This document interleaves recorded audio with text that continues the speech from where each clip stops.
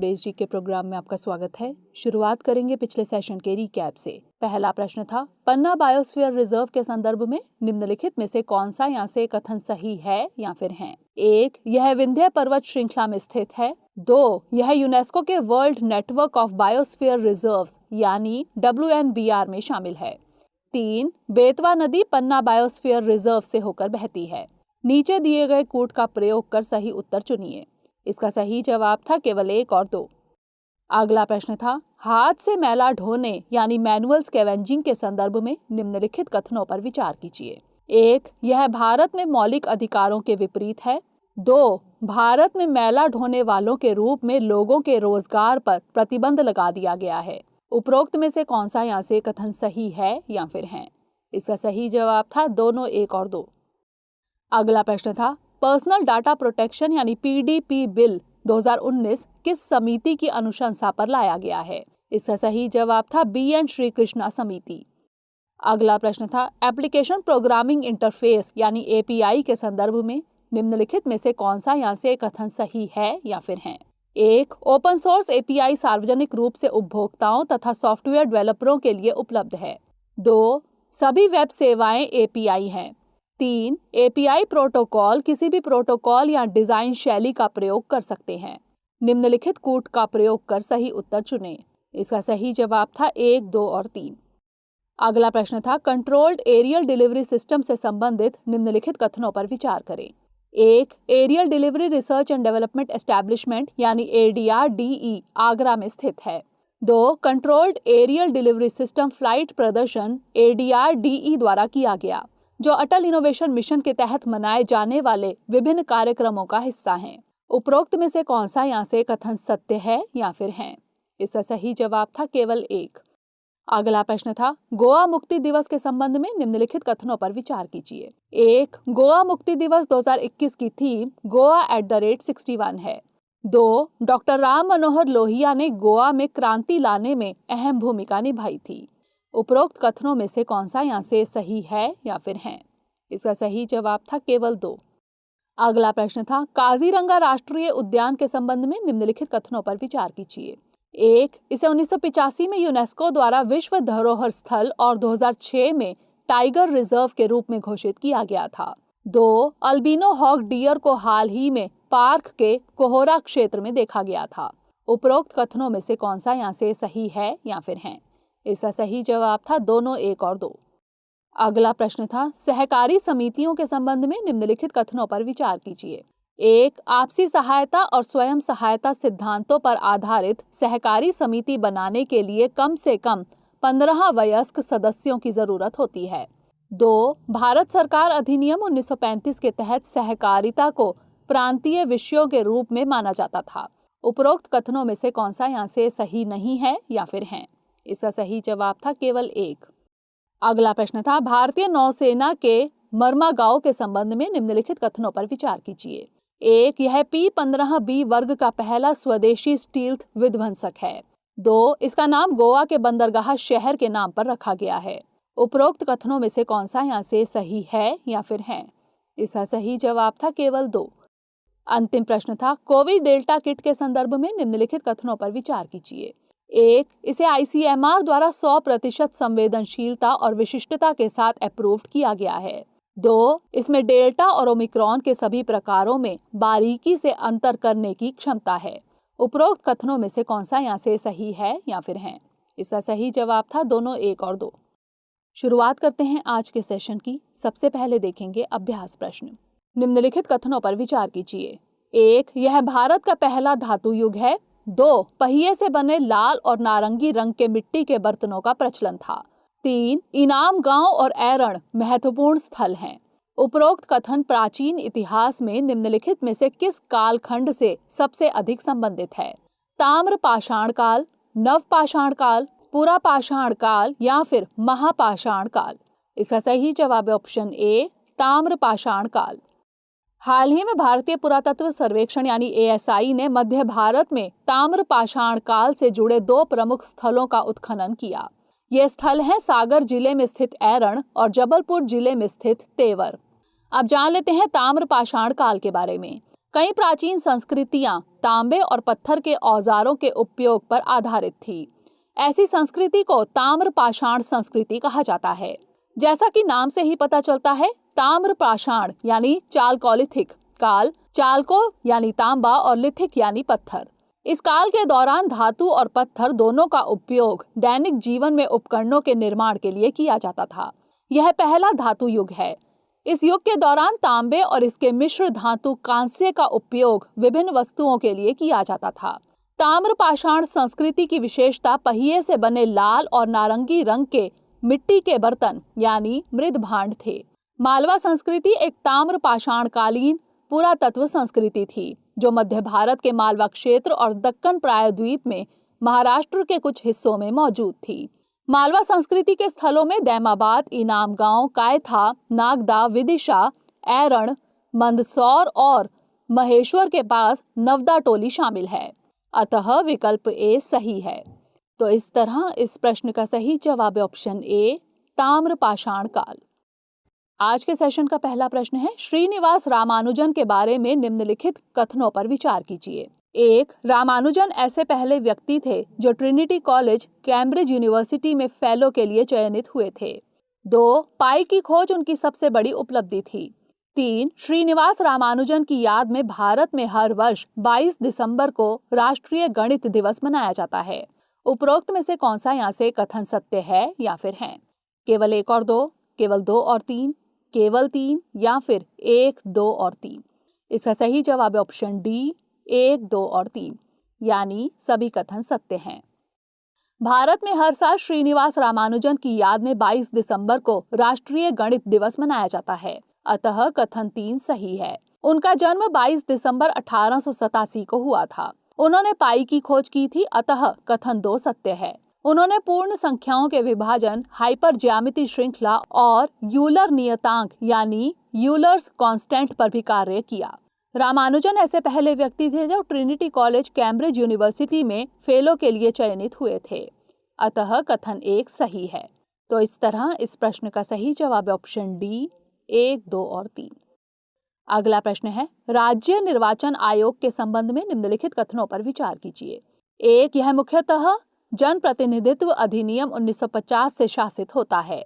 2. स्थानीय निकायों के चुनावों के लिए मतदाता सूची तैयार करते समय भारतीय निर्वाचन आयोग से सहयोग करना अनिवार्य है।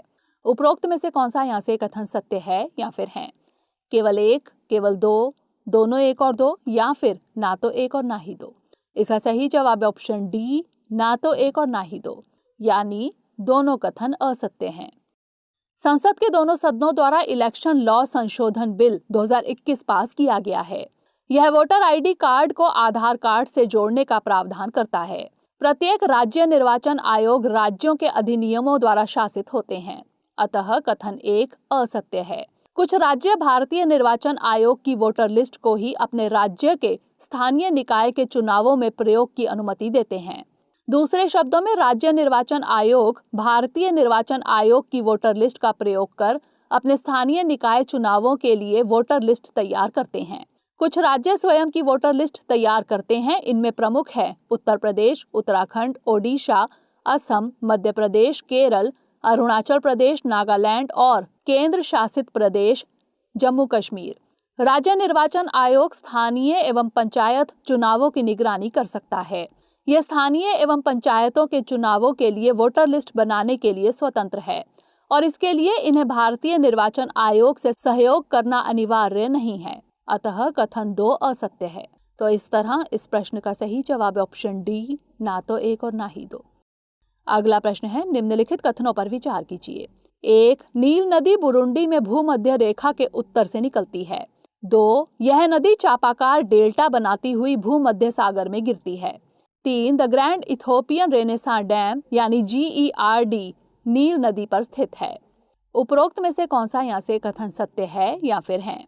केवल 1 और 2, केवल 2 और 3, केवल 3 या फिर 1, 2 और 3? इसका सही जवाब है ऑप्शन बी, केवल 2 और 3। सूडान ने प्रथम जीनोम वाइड प्राचीन मानव DNA डाटा जारी किया। डाटा के मुताबिक नील नदी घाटी 1000 वर्षों से अधिक समय से यहाँ रह रहे विभिन्न वंशावली एवं सामाजिक संगठन के लोगों का एक महत्वपूर्ण जेनेटिक एवं सांस्कृतिक केंद्र थी। नील नदी अफ्रीका में है। यह बुरुंडी में भूमध्य रेखा के दक्षिण से निकलती है और उत्तर में उत्तरी अफ्रीका की ओर बढ़ते हुए मिस्र से प्रवाहित होते हुए भूमध्य सागर में गिरती है। अतः कथन एक सत्य है। कभी कभी नील नदी को लेक विक्टोरिया से उद्गमित माना जाता है, लेकिन इस झील की कागेरा नदी जैसी कुछ सहायक नदियां हैं। नील को विश्व की सबसे लंबी नदी माना जाता है। नील नदी मुख्यतः ब्लू नील, अतबारा और व्हाइट नील नदी से मिलकर बनती है। नील नदी का बेसिन बहुत ही विशाल है जो तंजानिया, बुरुंडी, रवांडा, कांगो, किशांसा व केन्या को शामिल करता है।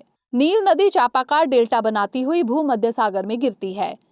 तिकोने या पंखे जैसे डेल्टा को चापाकार डेल्टा कहते हैं, इसलिए कथन 2 सत्य है। इथोपिया ने 2011 में नील नदी पर the grand Ethiopian renaissance dam का निर्माण शुरू किया था, इसलिए कथन 3 सत्य है। ब्लू नील नील नदी की सबसे बड़ी सहायक नदी है। यह 145 मीटर लंबा हाइड्रो पावर प्रोजेक्ट अफ्रीका का सबसे बड़ा डैम प्रोजेक्ट है और इसका प्रभाव सबसे लंबी नील नदी पर ही पड़ता रहेगा। इसका सही जवाब है ऑप्शन बी, केवल 2 और 3। अगला प्रश्न है, निम्नलिखित में से कौन भारत की न्यूक्लियर मिसाइल है? 1 अग्नि, 2 ब्रह्मोस, 3 रुद्रम 1, 4 पृथ्वी। निम्नलिखित कोड का प्रयोग कर सही उत्तर चुनें। केवल 1 और 4, केवल 2 और 3, केवल 1, 2 और 3 या फिर केवल 2, 3 और 4। इसका सही जवाब है ऑप्शन ए, केवल 1 और 4। अग्नि क्लास की मिसाइल भारत की न्यूक्लियर क्षमता का आधार है, जिनमें Prithvi short range ballistic missile, submarine launch ballistic missile व फाइटर एयरक्राफ्ट भी शामिल है। केवल अग्नि और पृथ्वी भारत की 2 न्यूक्लियर मिसाइलें हैं, लेकिन इसके अलावा कुछ इंडियन एयरफोर्स फाइटर जेट्स या आर्मी गन्स से भी टैक्टिकल न्यूक्लियर वेपन को फायर किया जा सकता है, जिसकी रेंज 50 किलोमीटर के आसपास है। ब्रह्मोस भारत की सबसे तेज क्रूज मिसाइल में से एक है, जो वर्तमान में 2.8 मैक की स्पीड से तैनात है। यह ध्वनि की गति से 3 गुना है। यह डीआरडीओ और रूस के एनपीओएम का साझा प्रयास है। भारत इसे ब्रह्मोस न्यूक्लियर नहीं कहता। रुस्तम एक एयर टू सरफेस मिसाइल है जिसे डीआरडीओ ने बनाया है। यह भारत की पहली स्वदेशी एंटी रेडिएशन मिसाइल है। अतः कथन 1 सही है। तो इस तरह इस प्रश्न का सही जवाब है ऑप्शन ए, केवल 1 और 4। अगला प्रश्न है, निम्नलिखित कथनों पर विचार कीजिए। 1. जिला खनिज प्रतिष्ठान यानी डीएमएफ एक वैधानिक निकाय है। 2. डीएमएफ के तहत अर्जित धन का उपयोग प्रधानमंत्री खनिज क्षेत्र कल्याण योजना के तहत किया जाता है। उपरोक्त कथनों में से कौन सा यहाँ से सही है या फिर है? केवल 1, केवल 2, दोनों 1 और 2 या फिर ना तो 1 और ना ही 2। इसका सही जवाब है ऑप्शन सी, दोनों 1 और 2, यानी दोनों कथन सही हैं। खान एवं खनिज विकास नियमन संशोधन अधिनियम 2015 के तहत डीएमएफ की स्थापना की गई है। इसके अनुसार खनन से जुड़े कार्यों से प्रभावित प्रत्येक जिले में राज्य सरकार अधिसूचना के जरिए एक ट्रस्ट की स्थापना करेगी, जिसे जिला खनिज फाउंडेशन कहा जाएगा। अतः कथन 1 सही है। यह एक गैर लाभकारी निकाय के रूप में काम करेगी। खनन कंपनियां सरकार को दी जाने वाली रॉयल्टी राशि का 10 से 30% हिस्सा उस जिला खनिज फाउंडेशन ट्रस्ट के फंड में देती है जहां वे परिचालन में हैं। डीएमएफ के तहत अर्जित धन का उपयोग प्रधानमंत्री खनिज क्षेत्र कल्याण योजना के तहत किया जाता है। अतः कथन 2 भी सही है। तो इस तरह इस प्रश्न का सही जवाब है ऑप्शन सी, दोनों 1 और 2। अगला प्रश्न है, परिसीमन आयोग के संदर्भ में निम्नलिखित कथनों पर विचार कीजिए। 1. परिसीमन का शाब्दिक अर्थ किसी देश या प्रांत में विधायी निकाय वाले क्षेत्रीय निर्वाचन क्षेत्रों की सीमा तय करने की क्रिया या प्रक्रिया से है। 2. परिसीमन आयोग की प्रतियों को लोकसभा अथवा राज्य विधानसभा द्वारा संशोधित किया जा सकता है। 3. यह एक उच्चाधिकार निकाय है जिसके आदेशों को कानून के तहत जारी किया जाता है और इन्हें किसी भी न्यायालय में चुनौती नहीं दी जा सकती। उपरोक्त कथनों में से कौन सा यहाँ से सही है या फिर है? केवल 1 और 2, केवल 2, केवल 2 और 3 या फिर केवल 1। इसका सही जवाब है ऑप्शन डी, केवल 1। हाल ही में जम्मू कश्मीर परिसीमन आयोग ने जम्मू संभाग के लिए 6 और कश्मीर संभाग के लिए 1 विधानसभा सीटों को बढ़ाने का प्रस्ताव किया है। इसके अलावा यह पहली बार है जब जम्मू कश्मीर में 9 विधानसभा सीटें अनुसूचित जनजातियों के लिए और 7 सीटें अनुसूचित जातियों के लिए आवंटित करने का प्रस्ताव किया गया है। अब जान लेते हैं परिसीमन आयोग के बारे में। परिसीमन का शाब्दिक अर्थ किसी देश या प्रांत में विधायी निकाय वाले क्षेत्रीय निर्वाचन क्षेत्रों की सीमा तय करने की क्रिया या प्रक्रिया से है। अतः कथन 1 सही है। परिसीमन का काम एक उच्च शक्ति निकाय को सौंपा जाता है, जिसे परिसीमन आयोग या सीमा आयोग के रूप में जाना जाता है। भारत में इस तरह के परिसीमन आयोगों का गठन 4 बार यानी 1952, 1963, 1973 और 2002 में किया गया है। भारत में परिसीमन आयोग एक उच्चाधिकार निकाय है जिसके आदेशों को कानून के तहत जारी किया जाता है और इन्हें किसी भी न्यायालय में चुनौती नहीं दी जा सकती। अतः कथन 2 गलत है। इस संबंध में ये आदेश भारत के राष्ट्रपति द्वारा निर्दिष्ट तारीख से लागू होंगे। इसके आदेशों की प्रतियां संबंधित लोकसभा और राज्य विधानसभा के सदन के समक्ष रखी जाती हैं, लेकिन उनमें उनके द्वारा कोई संशोधन करने की अनुमति नहीं होती है।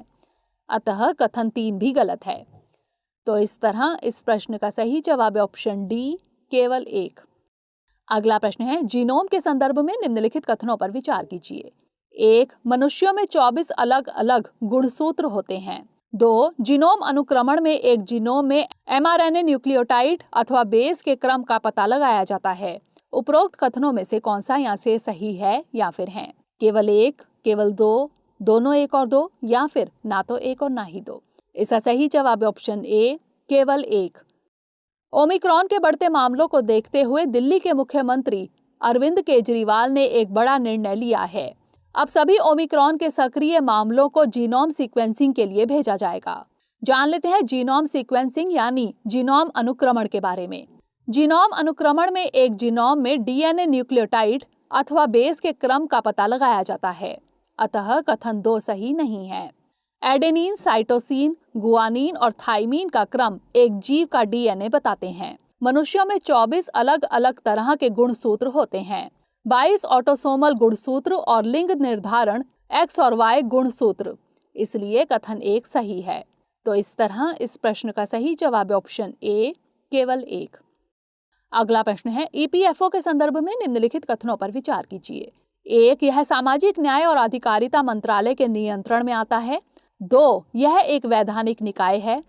3. पीएफ नंबर पोर्टेबिलिटी को सक्षम करने के लिए ईपीएफओ द्वारा कवर किए गए कर्मचारियों के लिए यूनिवर्सल अकाउंट नंबर को 2018 में लॉन्च किया गया था। उपरोक्त में से कौन सा यहाँ से सही नहीं है या फिर है? केवल 1 और 2, केवल 1 और 3, केवल 2 या फिर केवल 2 और 3? इसका सही जवाब है ऑप्शन बी, केवल 1 और 3। इस साल अक्टूबर के दौरान 12,73,000 नेट ग्राहक ईपीएफओ से जुड़े हैं। अब जान लेते हैं ईपीएफओ के बारे में। ईपीएफओ यानी कर्मचारी भविष्य निधि संगठन की स्थापना भारतीय संसद के एक अधिनियम द्वारा की गई थी। इसलिए कथन 2 सही है। इसका उद्देश्य भारत में काम करने वाले श्रमिकों को सामाजिक सुरक्षा प्रदान करना है। यह कर्मचारी भविष्य निधि और विविध प्रावधान अधिनियम 1952 द्वारा लागू किया गया था। यह भारत सरकार के श्रम और रोजगार मंत्रालय के नियंत्रण में आता है। इसलिए कथन 1 सही नहीं है। ईपीएफओ कवर किए गए लाभार्थियों की संख्या के मामले में और वित्तीय लेन देन की मात्रा के मामले में दुनिया का सबसे बड़ा सामाजिक सुरक्षा संगठन है। पीएफ नंबर पोर्टेबिलिटी को सक्षम करने के लिए ईपीएफओ द्वारा कवर किए गए कर्मचारियों के लिए यूनिवर्सल अकाउंट नंबर को 1 अक्टूबर 2014 को लॉन्च किया गया था। अतः कथन 3 सही नहीं है। तो इस तरह इस प्रश्न का सही जवाब है ऑप्शन बी, केवल 1 और 3। अगला प्रश्न है, हाल ही में प्रदीप कुमार रावत को निम्नलिखित में से किस देश में भारत का राजदूत नियुक्त किया गया है? उज्बेकिस्तान, फ्रांस, रूस या फिर चीन? इसका सही जवाब है ऑप्शन डी, चीन। प्रदीप कुमार रावत को चीन में भारत का अगला राजदूत नियुक्त किया गया है। वह विक्रम मिश्री की जगह लेंगे, जिन्होंने इस महीने की शुरुआत में इस पद पर अपना 3 साल का कार्यकाल पूरा किया। रावत मौजूदा समय में नीदरलैंड में भारत के राजदूत के रूप में कार्यरत हैं। इसलिए विकल्प डी सही है। तो इस तरह इस प्रश्न का सही जवाब है ऑप्शन डी, चीन। अंतिम प्रश्न है, स्वचालित जल आपूर्ति प्रणाली के संबंध में निम्नलिखित कथनों पर विचार कीजिए। एक, यह पूरी तरह से स्वचालित है जो अपने नागरिक को पानी की आपूर्ति कनेक्शन के स्थान की पहचान करने की सुविधा प्रदान करता है। 2, इसे Bhaskaracharya institute for space application and geo informatics द्वारा विकसित किया गया है। उपरोक्त कथनों में से कौन सा यहाँ से सही है या फिर हैं? केवल एक, केवल दो, दोनों एक और दो, या फिर ना तो एक और ना ही दो। इसका सही जवाब है ऑप्शन सी, दोनों एक और दो, यानी दोनों कथन सही हैं। रक्षा संपदा दिवस 2021 के अवसर पर रक्षा मंत्री राजनाथ सिंह ने छावनी बोर्ड के नागरिकों के लिए GIS आधारित स्वचालित जल आपूर्ति प्रणाली का शुभारंभ किया। इस प्रणाली का module Bhaskaracharya institute for space application and geo informatics द्वारा विकसित किया गया है, इसलिए कथन 2 सही है। यह पूरी तरह से स्वचालित है जो अपने नागरिक को पानी की आपूर्ति कनेक्शन के स्थान की पहचान करने की सुविधा प्रदान करता है, अतः कथन 1 सही है। यह GIS प्रणाली देश में अपनी तरह की पहली प्रणाली है। तो इस तरह इस प्रश्न का सही जवाब है ऑप्शन सी, दोनों एक और दो। अब नोट कर लेते हैं आज का अभ्यास प्रश्न। निम्नलिखित में से कौन से देश बिम्स्टेक के सदस्य हैं? 1 नेपाल, 2 म्यांमार, 3 मालदीव, 4 थाईलैंड। नीचे दिए गए कोड का प्रयोग कर सही उत्तर चुनिए। केवल 1 और 2, केवल 2 और 4, 1, 2 और 4, या फिर केवल 3 और 4। इसका उत्तर हमें कमेंट सेक्शन में जरूर भेजिएगा। अगले सेशन में नए प्रश्नों के साथ मिलेंगे। तब तक के लिए धन्यवाद।